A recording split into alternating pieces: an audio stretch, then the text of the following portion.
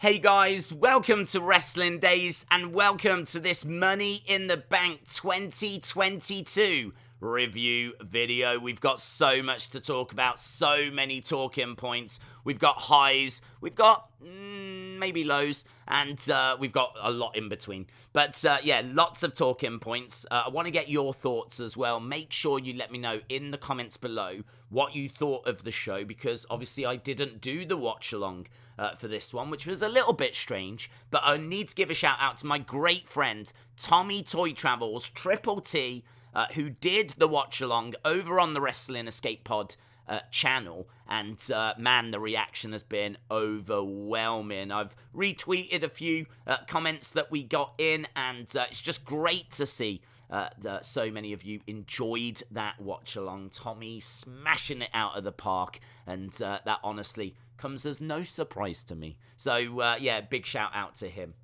Lots to go through. We are going to talk about that Bray Wyatt return tease video. We're going to talk about the the big moments and everything, but let's do it kind of as the show went, if you will.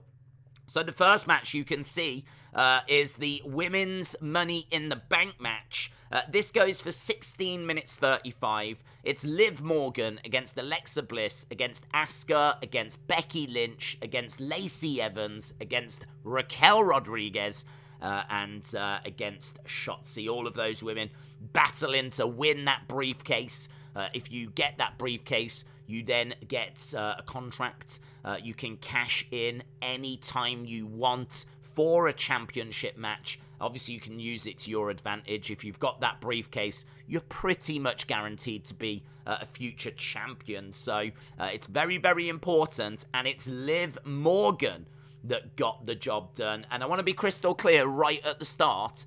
I really like this. I really like that Liv got it done. I think Money in the Bank is at its best when you take someone that's in the mid-card and struggles to get to that main event scene, and this helps them get there. That is what Money in the Bank is all about for me. It's about taking a mid-carder and helping them get to the top of the card. If you give the Money in the Bank to someone that gets loads of title matches anyway, then I just think that's a little bit of a waste. This is for those guys and girls that don't get opportunities, and Liv Morgan, you'd have to say, is one of those. She had a title match, I think it was at day one, maybe at the start of the year, against Becky, and other than that, she's really struggled to kind of get herself into the title picture. I thought there was a chance that she could win the Royal Rumble. Obviously, it didn't go that way. I think she might have been in Elimination Chamber. Didn't go that way. But here she is winning Money in the Bank and having her moment. And this played out really well in the arena. Played out really well on social media. She's a very popular superstar. And yeah, I just think there was a lot of positivity, goodwill, doing the rounds when she achieved this.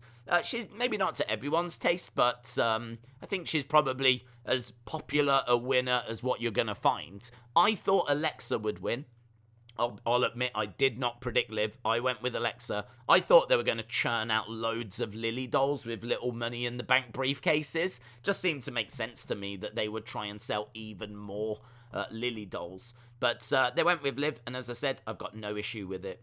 The match itself, I believe it was a bit botchy at the start. I did see a few bits. I was obviously watching UFC at the time, but I was constantly checking in with Money in the Bank, and I believe it to be a little bit botchy. It does kind of find its groove, and I think overall it was a pretty solid start. So that was the start of the show. We move on to Bobby beating Theory for the United States Championship, and we get a new champion in Bobby Lashley. This was a surprise. Did not see this coming. I absolutely love it, though, because I don't think Theory should be beating Bobby Lashley. Bobby Lashley is more experienced, stronger, bigger. He is someone that, on paper, should be beating Theory in a one-on-one match, and I really love that they've gone in that direction. I think Theory, I expected him to win by cheating, by being a heel. So the fact that he wasn't able to get that done, he got caught and he got beaten by Bobby Lashley. Yeah, I really don't mind it. And obviously we know that that would free Theory up for what was to come later in the show. Next, we've got Bianca beating Carmella, and this didn't outstay its welcome. I don't think too many people were hyped for this one, but it only goes 7 minutes. And this obviously was meant to be Bianca against Rhea Ripley. Those plans changed. In fact, pretty much all the plans changed because obviously Cody Rhodes would have done very well at this show. We were meant to be at Allegiant Stadium. I'm sure Randy Orton would have been involved somewhere. So there's been a lot of disruption going into this. So credit to WWE for still putting on a show as strong as what this was. And nothing really in these opening stages kind of derailed the show. The crowd were red hot. They made a massive difference. It was brilliant energy that they were providing. I have managed to go back and watch kind of key moments, anything that I might have missed from last night. And as I said, what really jumps out is just how passionate the crowd are. So really good, really positive, and things just get better because OMG, what a match. Now, I'll admit I've not seen it all. What I want to do is sit down and watch it and give my thoughts on the to the members only area, because I haven't had a chance to watch this from start to finish. I was seeing though quite a bit whilst it was playing out, and I was getting loads of people jumping in whilst I was live streaming saying you are missing one hell of a tag match. I've seen this get ratings of A+. This is potential for 4.75, maybe 5-star kind of area match quality. I can't say because I need to sit down and watch it from start to finish. But yeah, overwhelmingly positive response to this. Usos getting the job done. A few little teases that Street Profits, things might not be perfect there. I think that we're going to get the rematch at SummerSlam. And then who knows what the future holds after that. I think the future of the Street Profits is looking very interesting and maybe a little bit turbulent. But one hell of a match. Next, let's talk about it. Wyatt, maybe, probably not. Fightful are reporting as to what this vignette was all about. I had loads of people telling me there was a Bray Wyatt vignette. And obviously, it was spooky. We are not 100% certain which way they're going with this, but Fightful seem to know. And WrestleVotes have come out and sent a tweet as well. So if you don't want to know, fast forward a couple of minutes. But this is meant to be about the return of Edge. So Edge is going to be darker. He's going to be moodier. This was a very dark, very moody vignette. We saw crosses. There was a lot of kind of religious references. It did very much have a Bray Wyatt family feel. So I can totally see why people were under the impression that it was that. But apparently there's a lot of references to past opponents that Edge has had. So you see a gold medal, and that's a reference to Kurt Angle. You see glasses. They're a reference to the Dudley Boys. You see the arm wraps. They're a reference to the Hardy Boys. And there's quite a few references to previous opponents that Edge has faced. And apparently this is the start of Edge's return as we build towards SummerSlam. WrestleVotes even put a tweet out saying don't get too excited about those vignettes. Because I think they saw people were kind of losing their minds over them and that Bray's coming back and all of this. So sadly it looks like that is more to do with Edge, and it's to do with Edge, which I don't mind. I don't mind a darker, kind of moodier, little bit more Icon Sting. Do you know what I mean? Crow Sting. It's kind of more on those kind of. I don't mind this. I'm really intrigued. Is this Edge kind of reinventing himself? How far is he going to go with this? So this could still be really good. This could still be really interesting, but it depends how far they go with it, what exactly they do with it, but we are clearly building towards Edge versus Finn, or Edge and a partner versus Finn and Damian Priest. I would imagine Edge wants to get his hands on both of them, so yeah, it'd be interesting to see where this goes. Now, this is my downer. I'm sorry, there is a bit of a in this show for me, and it might surprise you a little bit. Might not surprise some of you, but it's this moment here.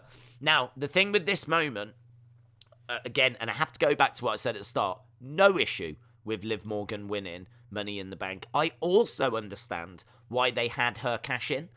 They had her cash in because this show needed a big moment. It needed like an OMG moment, I think, and it hadn't really had one.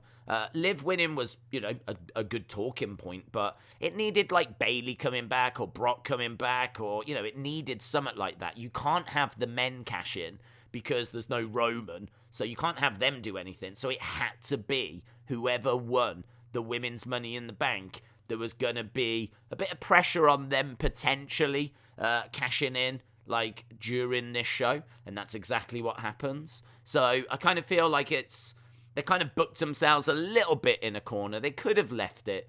They went for it, and I'm not a big fan. There's a couple of reasons why I'm not a big fan. First of all, I think it's really quick. I think that not only did she win the Money in the Bank, but I think it would have been good to have had her kind of like uncertain like when to cash it in, and you could have actually played that out for a while, and it would have made got people talking. When she gonna cash it in? She could have had some fun with it on social media as well. I feel like that whole Liv with the briefcase kind of story just didn't really exist. Like, we didn't really get any of that because obviously she won earlier in the night and cashed in on the same show. So I feel like we were maybe denied some really interesting, like, I would have really liked it if Rhea Ripley had challenged her for the briefcase in a match at SummerSlam, and everyone would have been worried that Rhea Ripley would have won and Liv could have retained, and so you could have done a few things there. So that's just something I was thinking about. The bigger thing, though, is that I just really struggle to believe that Liv can beat Ronda Rousey, even a weakened Ronda Rousey. This is a Ronda Rousey who's a former judo Olympic bronze medalist. She is a former Strikeforce MMA women's champion, first ever women's UFC champion, one of the biggest names in female sport ever. And just seeing, Ronda get the ankle lock on, for me, is game over. As soon as she gets Liv in that position where she's got the ankle lock on, I can't buy that Liv is getting out of that, and I can't buy that Liv is then rolling at Ronda and winning the title. So I know that maybe for some of these moments you've got to suspend disbelief or whatever, but I think this show had been really good up until this point, and this moment still plays out very well. I mean, look, the live crowd go crazy. They're always going to. If you're at a show and someone cashes in, you're gonna lose your mind, right? It plays out very well on social media. It's always going to. Liv Morgan's very popular. She's got a real big fan base, standum. But not only that, she has connected with the average fan, the WWE Universe fan. She is very well liked, just in general. So again, I have to keep coming back to this is not me hating on Liv Morgan, because I really like that she won Money in the Bank. I've got no issue with it, and I would have had her cash in, and I would have had her succeed. I wouldn't have had it come against Ronda Rousey, and I wouldn't have had it on the same show that she won it. And if she did have to cash in on Ronda Rousey, I certainly wouldn't have had Ronda providing any kind of fight back, because as soon as Ronda gets Liv in that ankle lock, for me, that should have been it. Liv should have been tapping. I'm just really struggling to buy Liv Morgan getting out of that. This is Ronda Rousey that's ripped women's arms off inside an MMA cage. So this was a bit of I'm struggling to buy this one. But it happens. She's champion. We move on. We'll see what the future holds for Liv. Lots of rumours they're going to do the rematch. I'm going to say exactly what I've just said. If it's Ronda versus Liv at SummerSlam, I'm struggling to see Ronda not winning. I mean, so there's going to have to be some outside interference or something there for me to buy into this.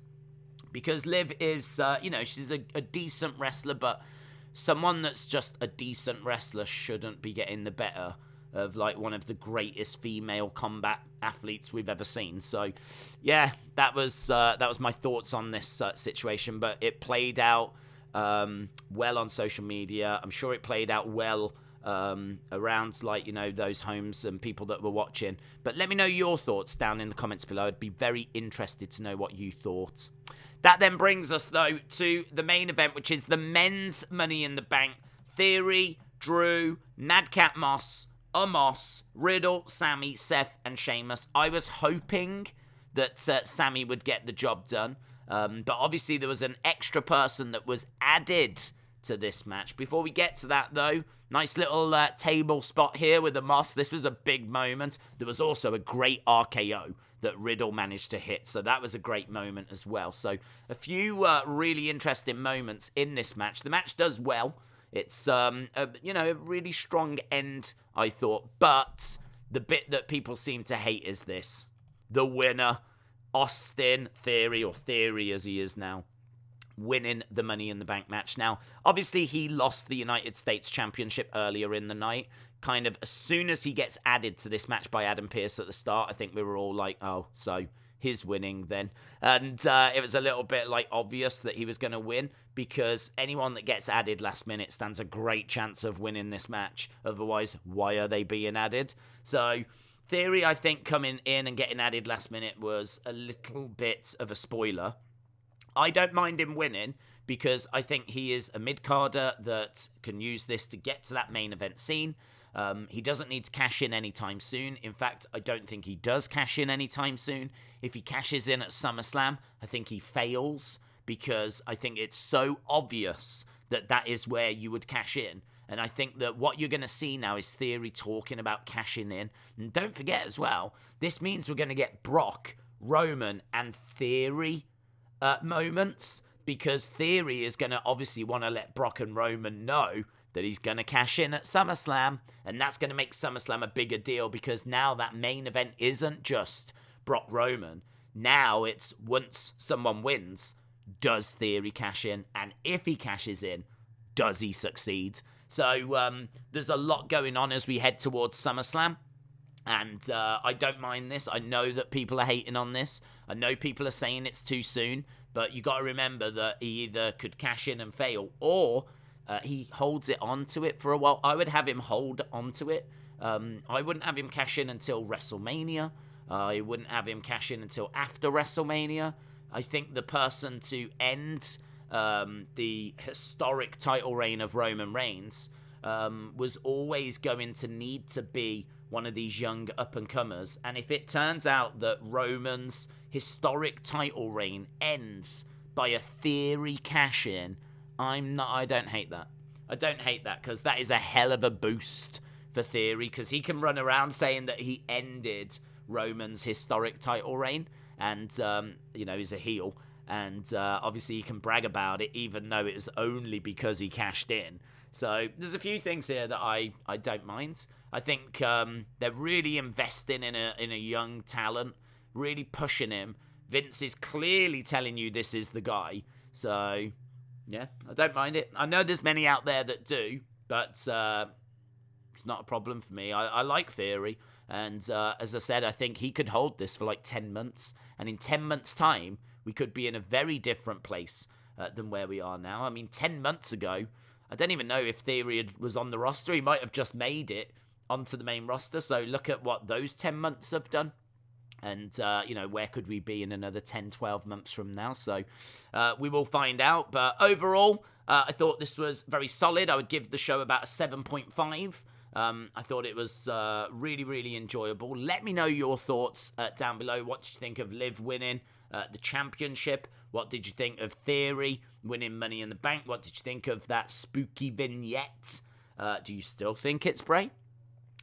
There's lots and lots that went on at the show. What did you think of Usos and Street Profits? I feel like I just don't know what anyone thinks, because I didn't do the watch along. So let me know down below. Awesome, guys. Thanks for watching. I will see you again next time. Bye for now.